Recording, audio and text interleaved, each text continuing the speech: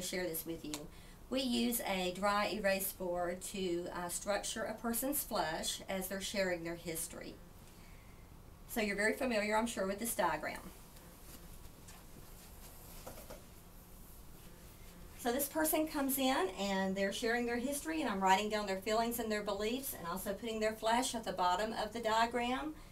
This person feels unloved, insecure, dirty. They feel bad. Their beliefs are, I am unlovable, I am unsafe. Their flesh is to withdraw, to be anxious, to beat up on themselves, to become depressed, to get into performance-based acceptance. So after we take their history, structure their flesh, share the diagrams, and teach them their identity in Christ, at the very end of the session, we come back to this board and we begin to write the truth on the board. And some of you may already do this, but we wanted to share this with you. So we begin to tell them, because of what Christ did for you on the cross, and because he took you to the cross with him, and he buried you, and he raised you up a brand new creation in Christ, you were crucified with Christ. Galatians 2:20, Romans 6:6, you have been crucified with Christ, and you are now a new creation in him. You are now loved. You are now safe.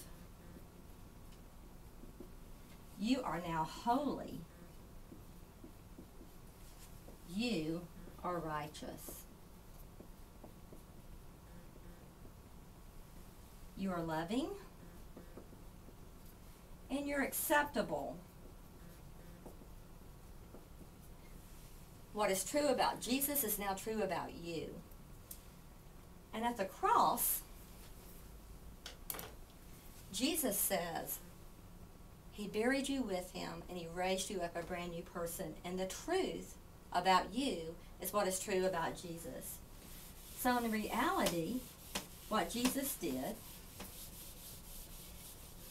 is he took away that old identity, and the only thing that is true about you is what is written here in red, that is also true about Jesus.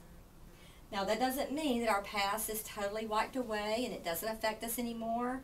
We have our brain, we have our memories of that old you and me that walked after the flesh, but that is not who you are. Your history, your flesh patterns, your feelings, your beliefs, it's not who you are. Truth is what God says about you, regardless of how you feel or what you believe or how you act.